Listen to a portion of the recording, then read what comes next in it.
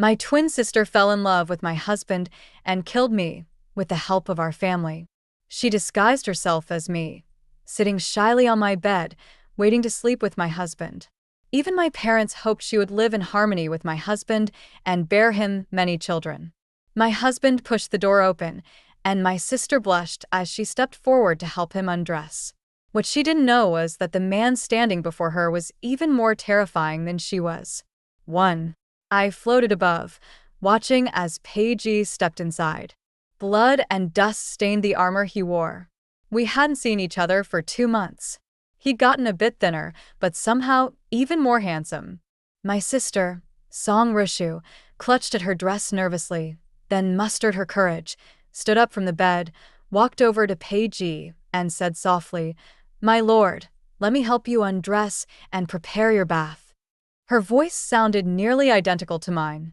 But originally, our voices were different. 7 days ago, right before I died, she said to me, "Ali, I've gone through a lot to make my voice sound like yours. Do you think it's convincing?" It was convincing. Even someone as cautious as Paige hadn't realized his wife had been replaced. Paige removed his armor and opened his arms.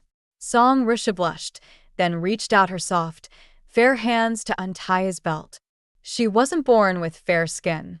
But to match mine, she'd taken whitening herbs every day for the past 2 years and never let the sun touch her skin. In the end, her complexion became as pale as mine. Not just her voice and skin. She copied my expressions, my gestures, every move of mine, perfectly. She said she'd spent 2 full years preparing. She said she had to win. Paige looked down at her and asked, "You changed the incense?"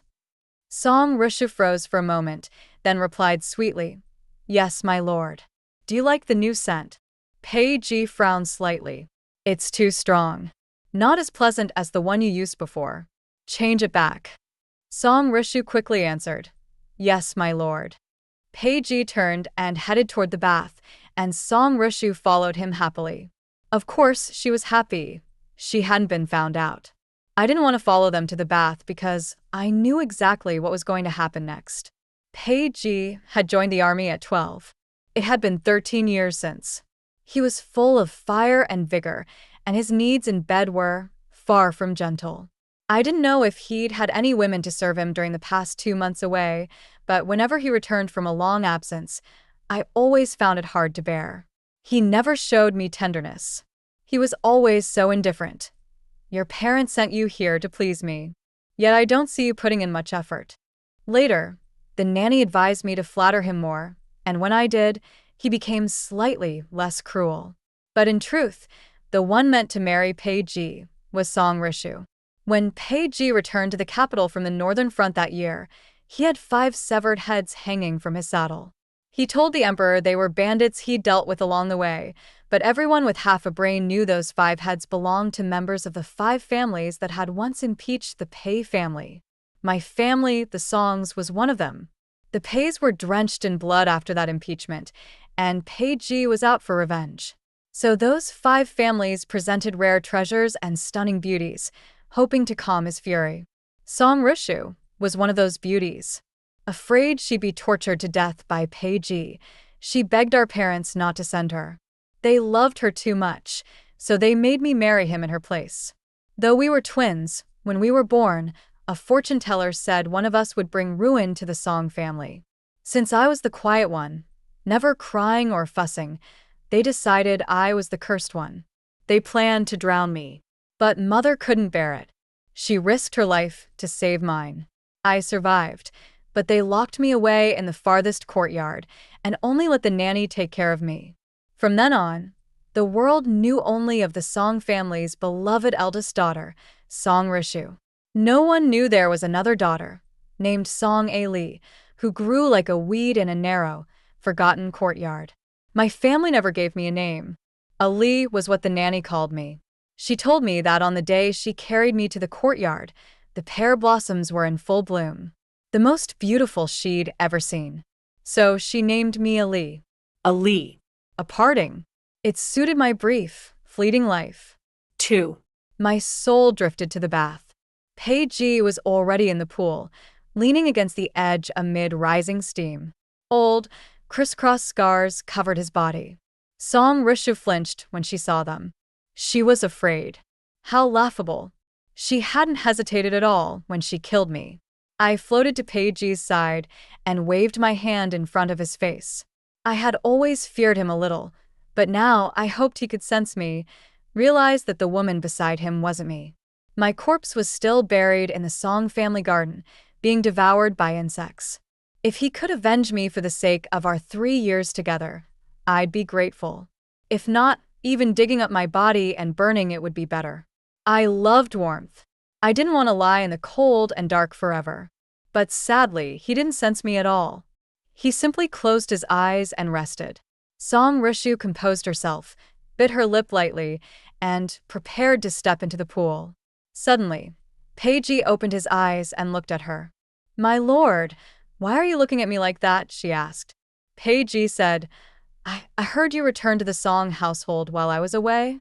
Song Rishu immediately dropped to her knees. "Yes, my lord. My mother fell ill, so I went back for a few days. Please forgive me."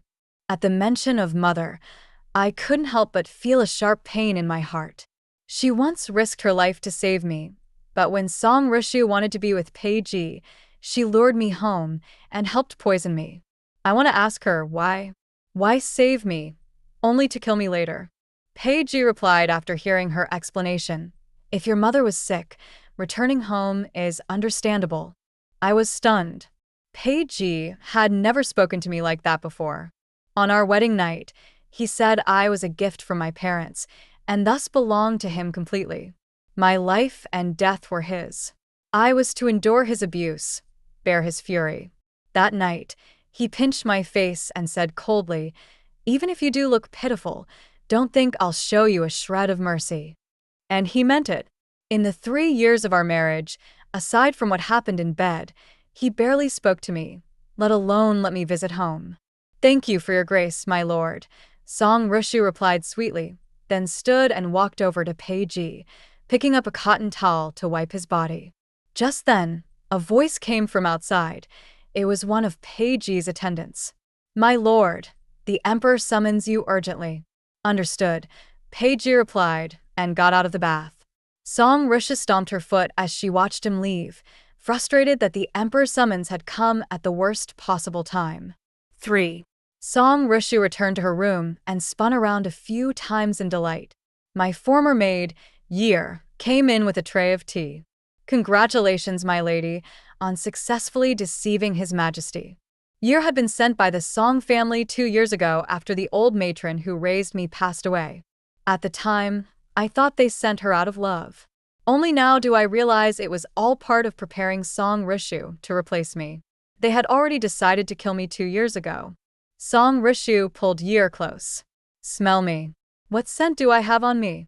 Year leaned in carefully. "Miss, aside from the pear fragrance, I smell nothing else." Song Rishu still wasn't reassured. "Really?" But His Majesty only came close to me for a moment and could already detect the agarwood I used before.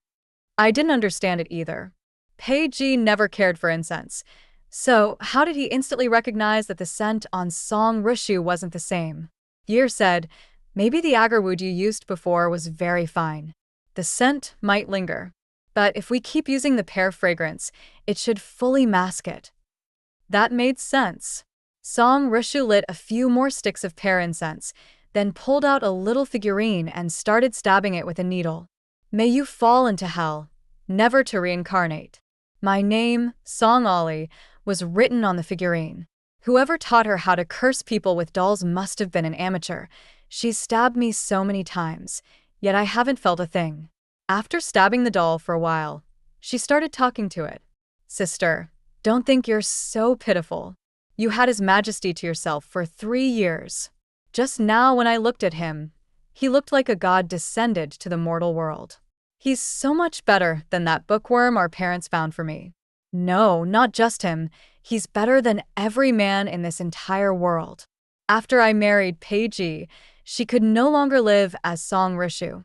Our parents hid her away in a remote place and even arranged a scholar to be her husband.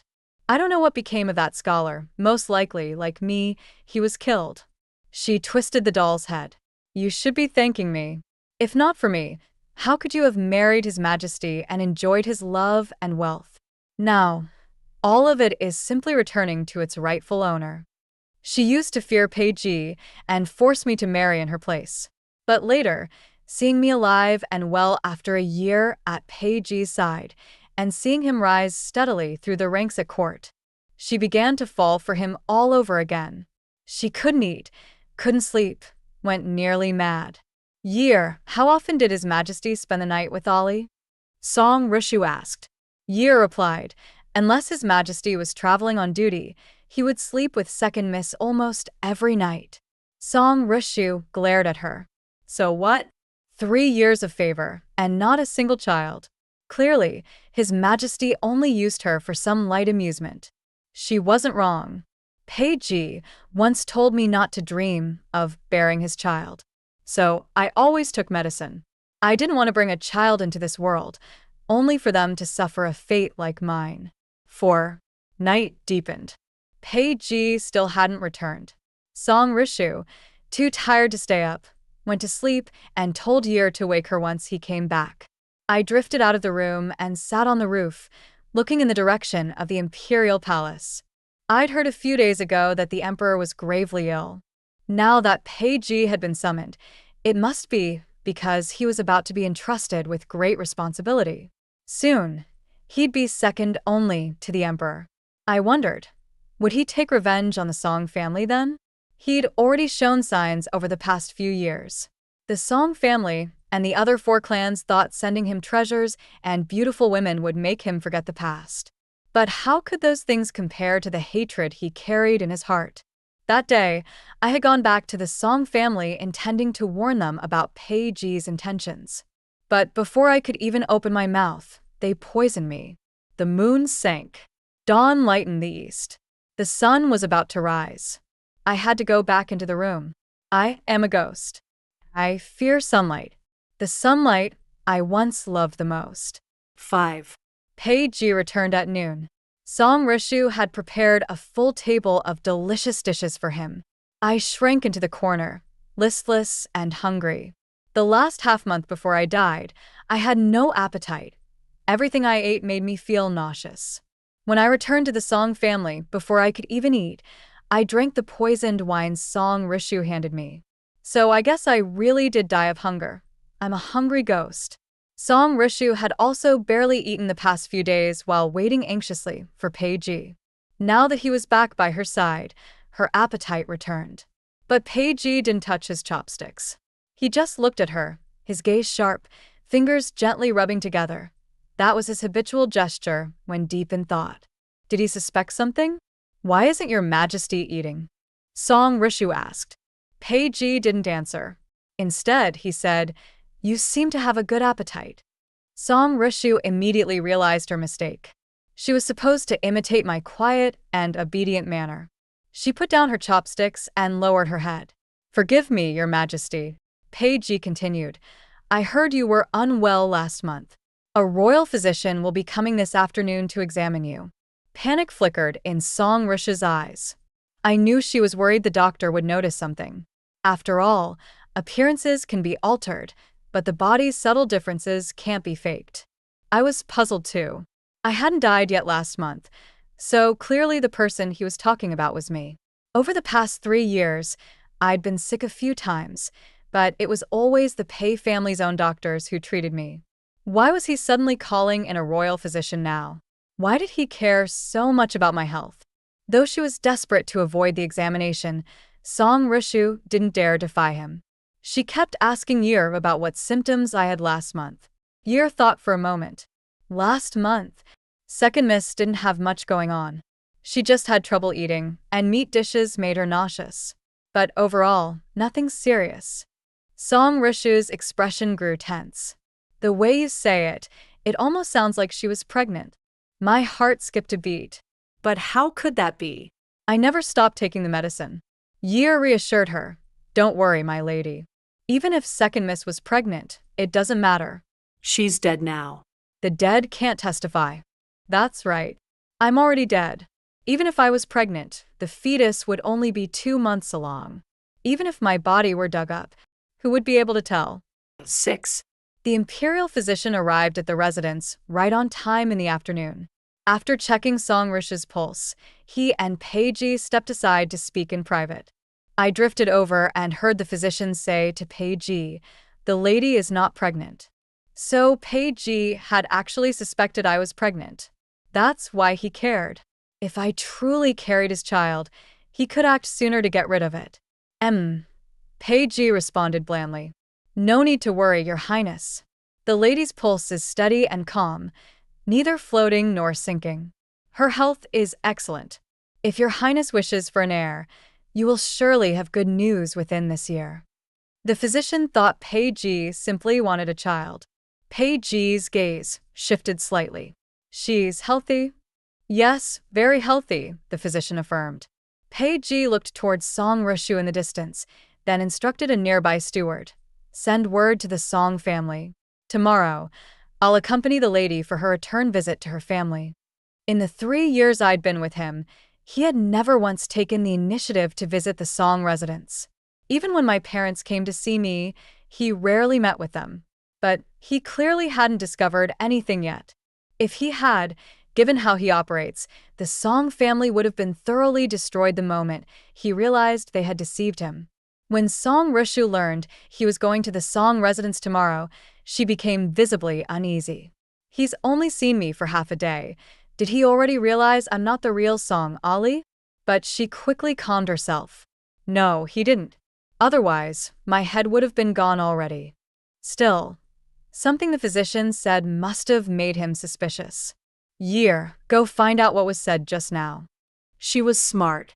A family like the Songs, renowned and powerful, would never raise a fool. 7. The next morning at dawn, the carriage departed for the Song residence. The spring sun was harsh, so I had to hide in Peiji's shadow as I floated along toward the carriage. He was tall, and within his shadow, I wasn't scorched in the least. I never imagined I would one day need his protection like this. When we arrived at the Song residence, my parents were already waiting at the gate. The moment they saw Peiji, they eagerly came forward to greet him. Mother also took Song Rishu's hand, her eyes filled with worry. I felt a pang in my heart. In all my memories, she had never looked at me that way. Even on the day I married Peiji, when she knew I might die, her eyes still shone with joy. Joy that Song Rishu would survive. Back then, I couldn't understand. I kept thinking she had once risked her life for me too. Surely she must have loved me as well. "Mother, I would have willingly switched places with my sister. Why did you have to kill me?" I floated beside her and asked, but she couldn't hear me. She had ignored my pleas when I was alive. How could she possibly care about me now that I was dead? Her heart was filled with only Song Rishu. Father tactfully asked Peiji why he was visiting with Rishu, especially since the political situation was tense and he should be in the palace. Peiji replied that spring was lovely and the Song Estate's gardens were the finest in all of Tiandu, so he had come to enjoy the view. I knew that wasn't his true reason, but I braced myself, because my body was buried in that garden. My parents likely hadn't moved my corpse yet. After all, the Song family was large and full of eyes. If they made one wrong move, they'd be exposed. Peiji strolled leisurely through the garden, with Song Rishu nervously trailing behind. Mother gently patted her hand, as if signaling her not to worry. Father tried to engage Peiji in conversation about court politics, but Peiji didn't respond. Instead, he picked a begonia flower and tucked it into Rishu's hair. Her eyes lit up at once. Then she shyly lowered her head. My parents smiled, clearly relieved. Peiji had once placed flowers in my hair too, not because he cared for me, but because I was one of his possessions. When he was bored, he liked to decorate me for his own amusement. Or perhaps he simply wanted to dress me up to his liking before he used me, so he could enjoy it more. "Thank you, Your Highness," Song Rishu said coyly. Peiji smiled faintly and continued walking forward. Ahead was where I was buried, beneath the epiphyllum blossoms. But when I floated over, I could no longer sense my body. The soil had clearly been freshly turned. The corpse had been moved, probably just last night.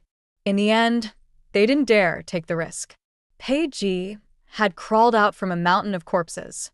They were afraid he might sense something. But where would I be now?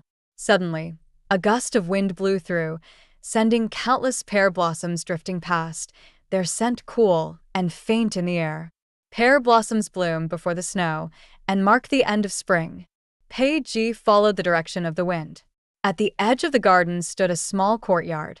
In the center of the courtyard was a pear tree, its milky white blossoms in full bloom. Pei Ji began walking toward it. My father and mother quickly stepped in his way, saying, "There's nothing of interest over there." Pei Ji replied, "I've never seen such pure, elegant pear blossoms before. A look won't hurt." At once, Song Rishu feigned dizziness. "Your Highness, the sun is too strong. I'm feeling unwell. I'd like to rest a bit." Seeing her pale face and the sweat on her brow, Pei Ji hesitated, then chose to leave with her. Watching the look on my parents' faces, I knew for sure. My corpse was in that courtyard. 8. In the room, Mother was keeping Song Risha company while she rested. Father had taken Pei Ji to the quiet study for tea. "Mother, is that Jinx really pregnant?" Song Rishu asked. Mother nodded. "Last night, we cut open her belly. She really was with child." Hearing that, pain shot through my abdomen, as if my soul had also been sliced open. I never thought I'd truly be pregnant. After taking so much medicine, I thought my body would never be able to bear children again. "Good thing we acted first," Song Rishu said with relief. "If we'd waited until she started to show, I wouldn't have been able to pretend to be her." Mother nodded. "The Emperor was especially kind to you today. You must seize this opportunity. Once you have a child, even if the Emperor starts to suspect something, he'll let it go for the child's sake." Year added, "I also paid someone handsomely to ask the imperial physician. He said His Majesty only asked about your health, Mississippi. Nothing else." Song Rishu looked displeased. "Then he's not worried about me." "He's worried about the Jinx." Mother comforted her. "Rishu, Ailey is dead now. From now on, the Emperor is yours alone. Just look. He even tucked a flower in your hair today.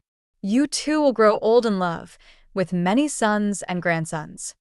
Only then did Song Risha smile. "Mother, I feel so happy right now." Mother beamed at her. "As long as my good girl is happy." I didn't watch any longer. I drifted out. But where could I even go? When I was alive, I didn't belong in my mother's clan, nor could I truly fit into my husband's household. And now that I'm dead, I still can't find peace. 9. That night, Song Rishu waited for Pei Ji again, just like the night before. But Pei Ji was still drinking at Feng Pavilion. Before, I would have felt relieved, let him drink as much as he liked. The drunker he got, the better I'd sleep. But now, I found it strange. He had just placed a flower in Song Rishu's hair that very day. Why hadn't he come to her tonight? I floated over to Feng Pavilion. He was sitting there, holding a wine cup without drinking. With him was his retainer, Zhou Feng. Zhou Feng was saying that since Pei Ji had visited the Song family and publicly acted like a loving couple with Rishu, the court would now view the Pei and Song families as one. This would isolate the Song family from their other allies and make them no real threat. So that was why Pei Ji went to the Song family.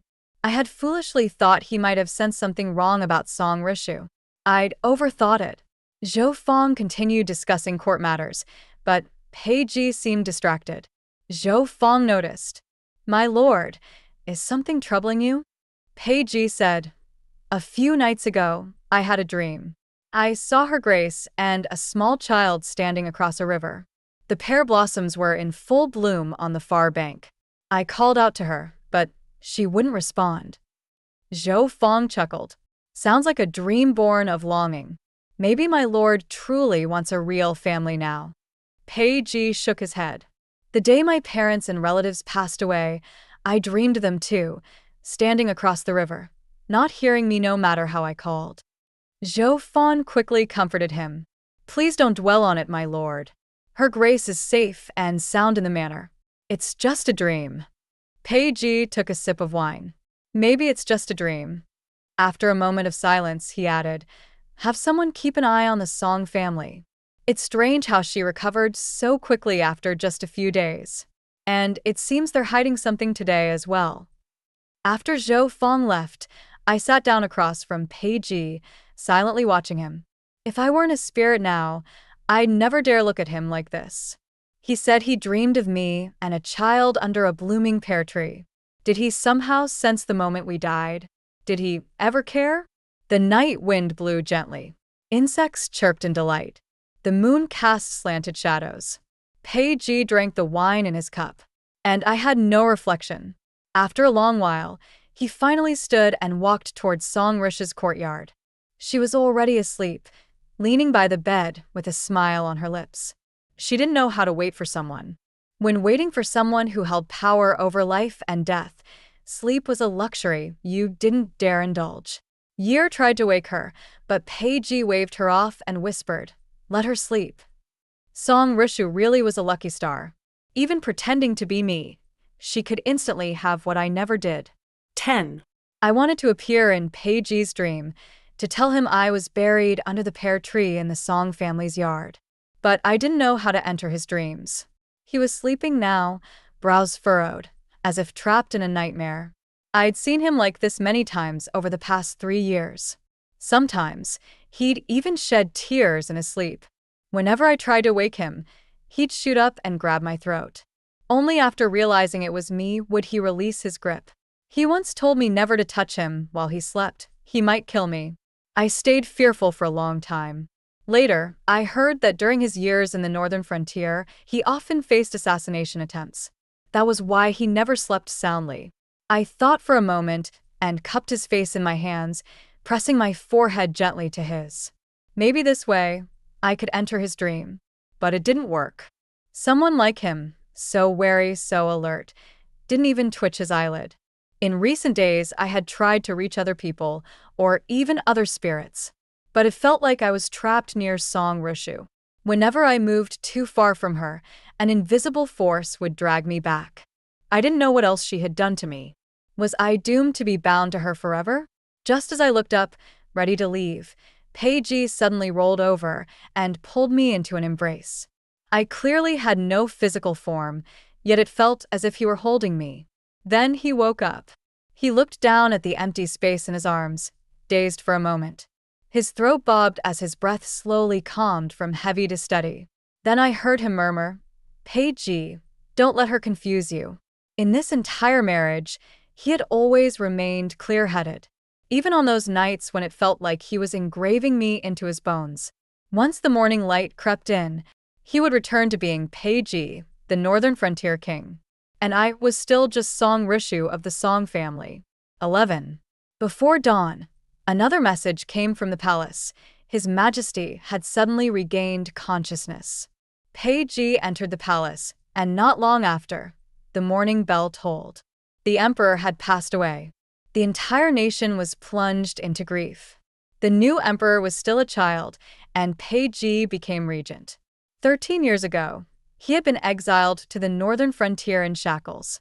13 years later, he stood atop a mountain of corpses and blood. Then, he began his ruthless purge. Of the 5 great families from that year, only the Song family survived his wrath. In the streets, people joked, the Zhu, Wang, Luo, and Xie families should have sent beautiful women instead of treasures back then. After all, jewels are vulgar. Only people have true feelings. I was fortunate enough to see that lady myself, truly a beauty like jade and blossoms, delicate and pitiful. Even a man as cold-hearted as the Prince of Northern Command couldn't possibly resist such a woman's charm. I heard that as long as he was in the manor, he never left her bed. When I heard this gossip, Mother was praising Song Rishu. My good daughter, you are now the most noble woman in the realm. Even the Empress Dowager can't compare to you. Song Rishu replied, lacking interest, what's the use of being noble if I haven't seen His Majesty in over a month? Mother tried to comfort her, saying he was busy with state affairs and would come once he was free. Song Rishu worried someone else might take her place during this time. Mother laughed and said, "There's no one now. And even if someone dared, your father and I would take care of it for you." "You're so good to me, Mother." Mother smiled. "Of course I am. You're the precious treasure I raised myself." I stared at them, dazed. Was it because I didn't grow up beside her that I, like she said, could be taken care of so casually? Song Rishu asked about my corpse again. Mother replied they hadn't dug it up again, but it had probably rotted by now and become nourishment for that pear tree. I looked down at my feet and thought she was probably right. A few days ago, they had already started turning translucent. I figured I was beginning to fade. I didn't know why I lingered in the mortal world, or how long I could stay. Nor did I understand why, even after being dead for so long, no soul collectors had come to fetch me. 12. 2 more days passed. Finally, Paige was returning. Song Rishu dressed herself carefully in front of the mirror. Admiring her reflection, she said, "Year, so in the past His Majesty always came here on his own? Ollie never went to invite him." Year replied, "Yes, that's right." Song Rishu let out a cold laugh. Then she was quite clever. I underestimated her before. Year hesitated, then asked, "My lady, should you change into something a bit more elegant?" The second miss rarely wore such bright colors. Song Rishu's face turned cold. "She is she, I am me. I'll wear whatever I like." But Year. Song Rishu turned to her. "It's already been 2 months. Song Ollie is turning into bones. What's there to worry about?" She used to think Year was clever, but now she couldn't see the situation clearly. "No, it wasn't that. She just wanted to get rid of my shadow as soon as possible. No one wants to live as someone else forever." 13. By evening, Paige finally arrived. He wore a dark robe embroidered with golden pythons, somber yet regal. He had always been noble by birth, but in the past, blood and vengeance had buried that part of him.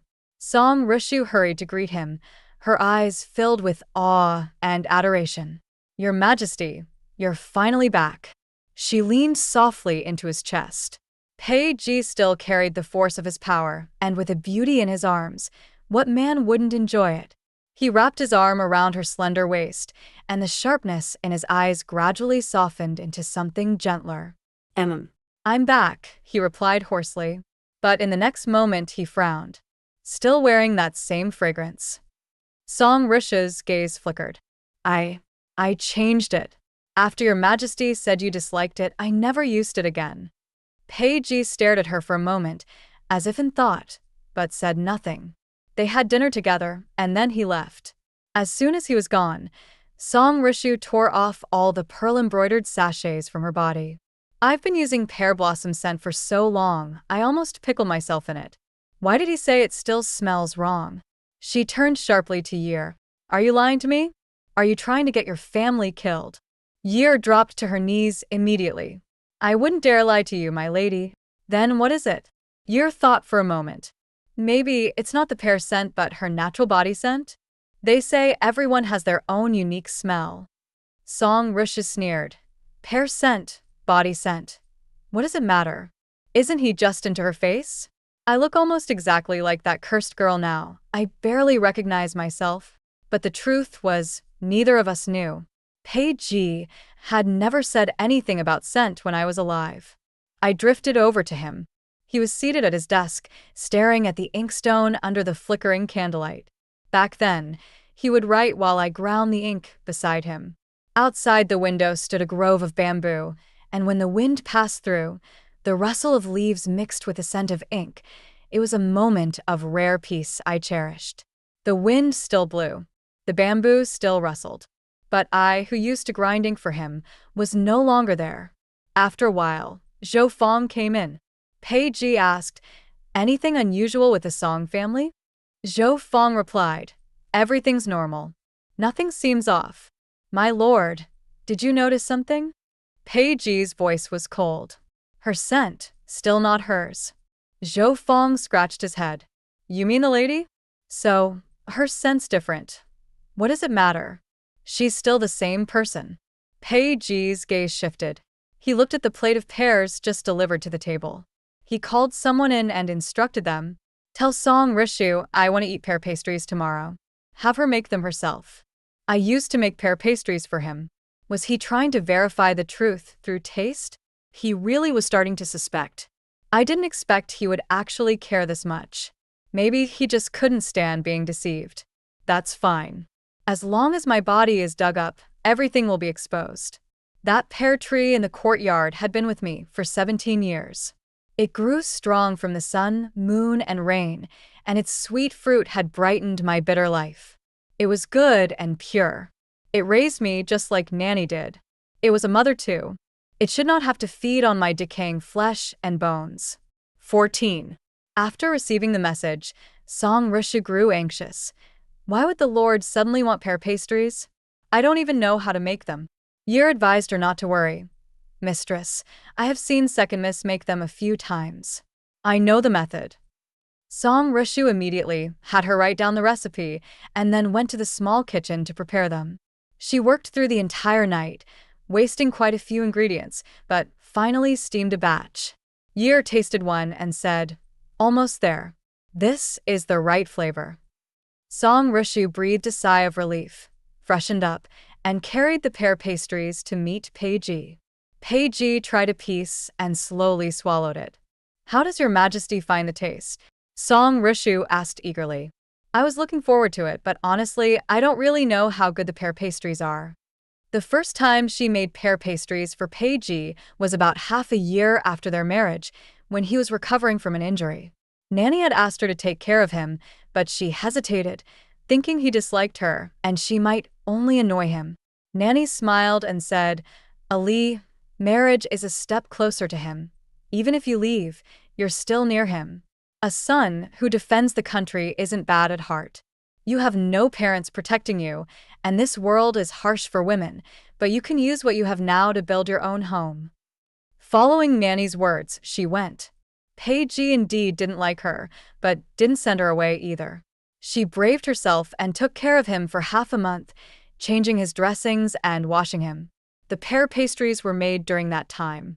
When he was asleep, she noticed the pears in the manor were ripe and would be wasted, so she picked some and steamed them into pastries. She recalled that day, the whole room filled with pear fragrance, sweat on her flushed face. He suddenly appeared and asked what she was making. She lied. "I saw your majesty had no appetite, so I wanted to make something to whet it." He half smiled. "Did you poison it then?" She dared not lie, and to prove it, bit into one, only to burn her mouth and spit it out. For a moment, she thought he'd kill her, but he didn't. And later, he ate several pieces. Nanny chuckled. "See? You're already a step closer." Since then, she made pear pastries every year. It had become a habit. 15. After Peiji ate the piece of pear pastry, he looked at Song Rishu for a long while. Song Rishu asked again, "How does your majesty find the taste?" Peiji's hand rested on her slender neck. Such intimacy filled Song Rishu's eyes with joy. She felt a bit downhearted, thinking her pear pastries weren't much different after all. But the next moment, Peiji's hand suddenly tightened, his eyes filled with killing intent.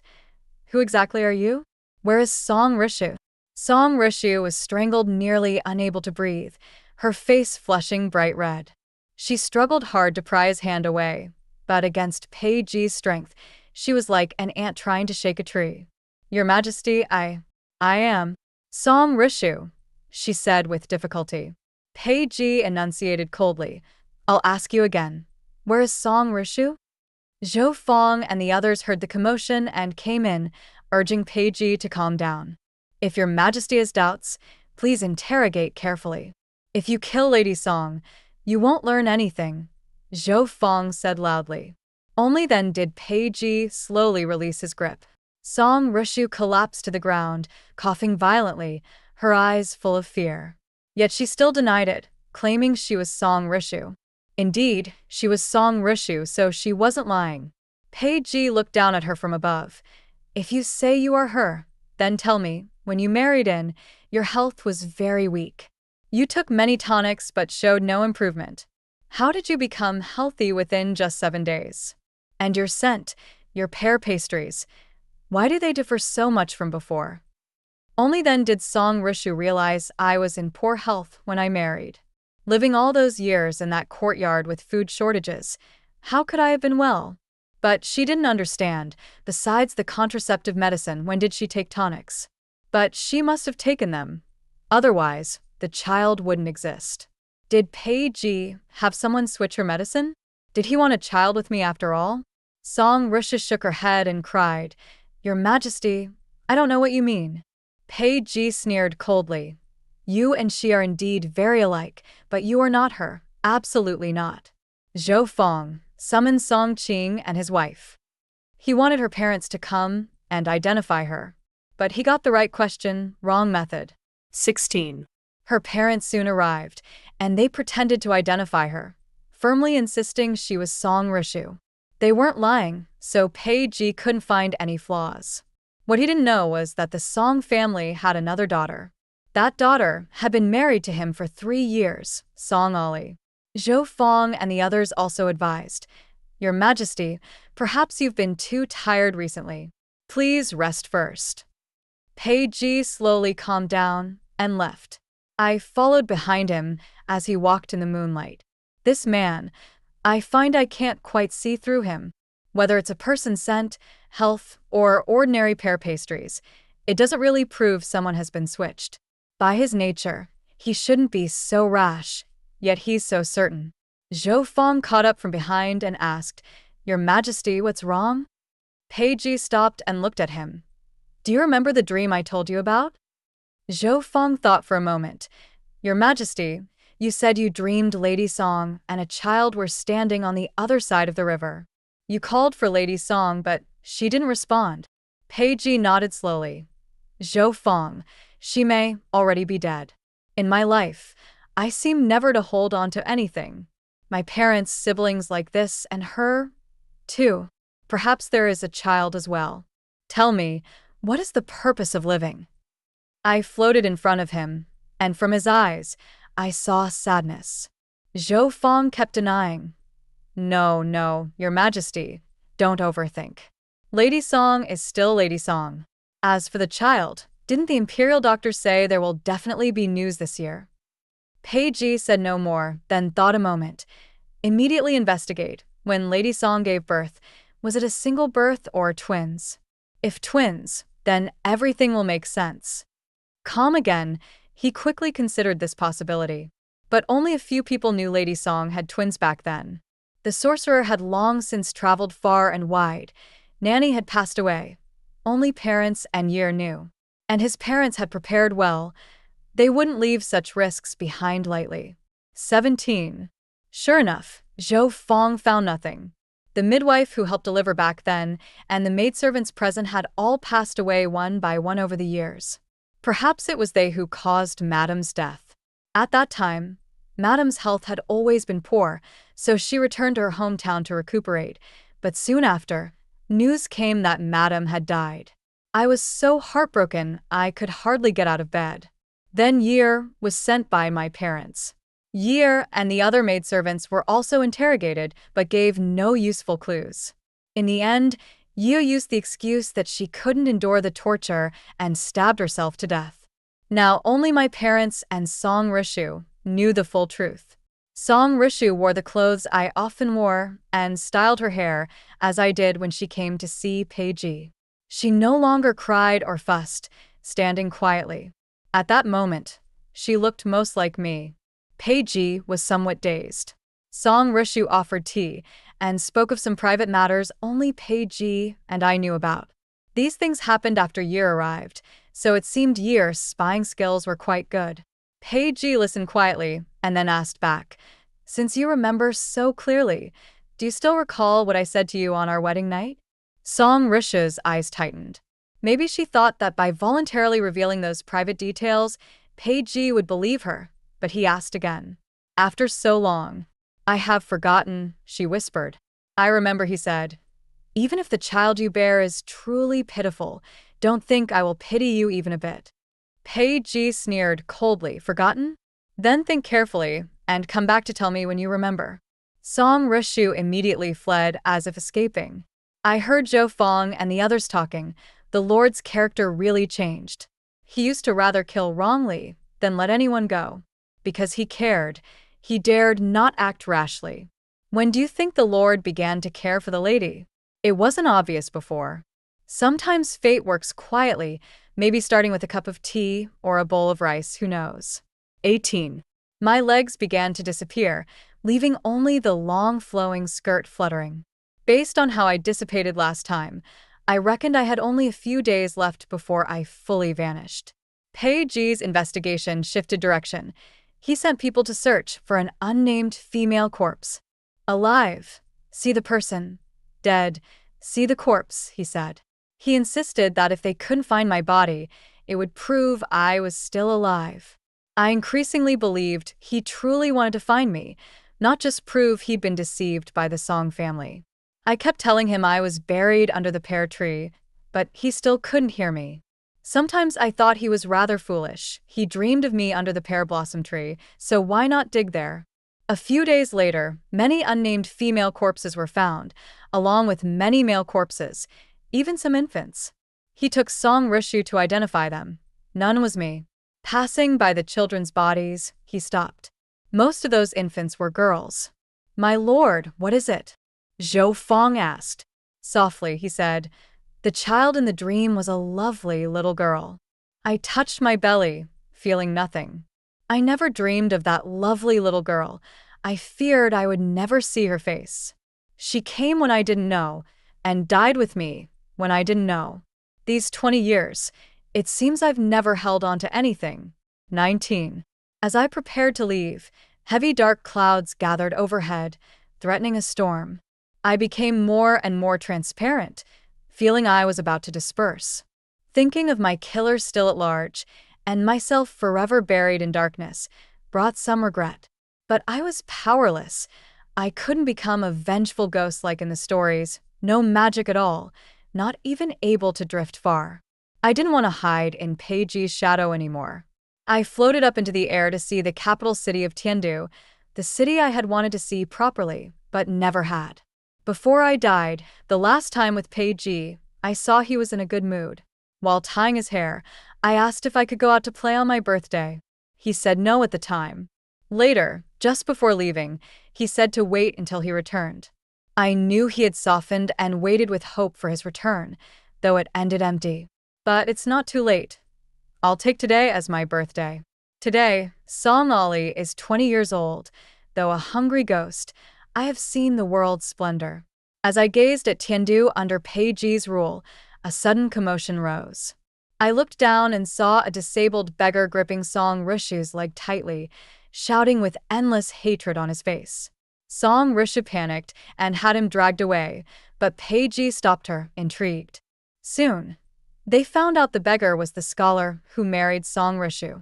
After Song Rishu saw Pei Ji again that year and couldn't forget him, she first killed Lu Nian, but Lu Nian was stubborn and didn't die. He begged on the streets all the way to Tiandu, but didn't know which family Song Rishu belonged to, so he searched everywhere until today, finally finding her. Thus, the truth was revealed. 20. The heavy rain poured down. Song Rishu knelt in the rain and said to Pei Ji, "It really was my duty to marry you back then. I swear to heaven I never lied. Song Ali is a curse. She doesn't deserve to marry you. Now everything is just returning to its rightful place. I look exactly like her, but I serve you better. You would surely prefer me."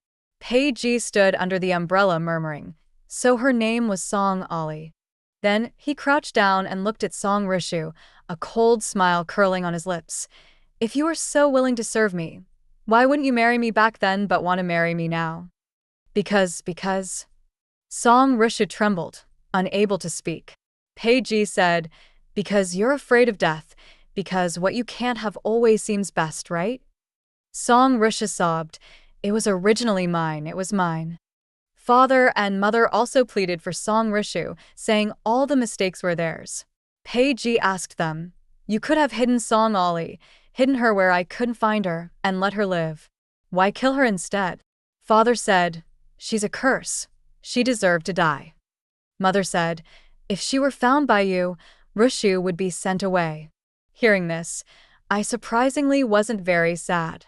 Father had many children, so he never really cared about my life or death. Mother raised Song Risha herself, and everyone said Song Rishu was a blessing, so she favored Risha more and more. Paige finally asked, "Where's her body?" But the three of them refused to say. I knew they thought if I were dead, Paige might not kill them. But if Paige knew I died carrying his child, he definitely wouldn't spare them. Suddenly, Paige realized something. He looked up toward the Song household and then rode off. He went straight to the pear tree where I was buried. That pear tree bore no fruit this year, not a single one. Paige dropped his umbrella and dug with his bare hands, and Zhou Fong and the others quickly helped. Soon I saw my own corpse. I wasn't just bones yet. I still looked a bit like I was sleeping, probably because I died of poison, so my body hadn't decayed easily. I saw my belly was cut open, a gruesome sight. Those around turned their faces away, some even vomited. But Paige wasn't afraid. He took off his outer coat and covered my body with it, then held me in his arms. In the pouring rain, I felt like he was crying, though maybe it was just the rain. "Master, what will you do with them?" Zhou Fong asked, pointing at father, mother, and Song Rishu. Paige went to Song Rishu and slowly crushed her neck with his hand. Song Rishu struggled desperately, then her head slumped to the side with no more movement. "The cursed star has dealt with you," he said to father and mother. Then he instructed Zhou Fong. "As long as they don't die, you may do as you wish." Zhou Fong nodded. Father and mother were terrified and begged Paige to kill them outright. I had seen Zhou Fong handle assassins before. After 72 punishments, people were still breathing. Living worse than pigs and dogs was harder than death. 21. The rain stopped, and the sun bathed the entire Tiandu city. I whispered thanks into Paige's ear and asked him to cremate me, not bury me in the ground. Though he couldn't hear me. I watched him carry me farther and farther away, then I shouted loudly, "Paige, if you ever like someone again, don't scare her. Tell her early." A gust of wind blew, and the little copper bell on the eaves jingled clearly. I saw Paige suddenly turn his head. He looked toward me in the wind, but ultimately didn't see me. I floated down to the pear tree and saw it covered in blossoms. A cute little girl sat beneath it. I asked her who she was waiting for. In a childish voice, she said, "Mama, I'm waiting for you." I was stunned. Her features were somewhat like mine, somewhat like Paige's. Maybe she was our child. Or maybe she was me, the little me who sat under the pear blossoms every day, hoping Mama would come. I smiled at her and took her hand. "I'm here now. Let's go." She immediately held my hand tight. "Mama, where are we going?" I said, "The world is big. We can go anywhere." 22. The pear blossoms bloomed in vast waves. Holding the little girl's hand, I saw a beautiful river. By the riverbank, many people queued and moved forward. At the front of the line was a place full of warmth. Just as I was about to reach the warmth, I heard Paige's voice, "Song Ali." I turned and saw him stepping across the river. He wore the dark robe I loved to see him in, his hair tied high, flying in the wind. He came before the child and me, saying, "I called you before, but you never answered. So I called the wrong name." "Ali, luckily I'm not too late." I thought I had entered his dream, that this was just his dream crossing the boundary. But behind him were countless soldiers crossing the river, bleeding and missing limbs. He had died in battle. Then he held the child and naturally took my hand. "Let's go. Daddy and Mommy are waiting for us ahead." I looked forward and saw many people waving at us. I even saw Momo, the wet nurse, but she looked angry at me. "Ali, I prayed to the gods for so long to keep you alive. Why did you come so soon?" Finally, I remembered. At the moment of death, I heard a voice, "Give her a little more time." Her wet nurse prayed every day while alive to bless her. She must see justice done. So my soul didn't disperse because of some trick Song Risha did. It was because of my wet nurse, who prayed for me while alive. "Mother," I called her. She raised me, named me, taught me how to survive and live, prayed to the gods to protect me, and waited for me. She is my mother." Momo cried, then smiled again. The wind rose, and pear blossoms danced like snow in the breeze. The grass grows, orioles fly across the fields, the moon is pale, the wind is clear, and the pear blossoms bloom. "Ollie, let's go."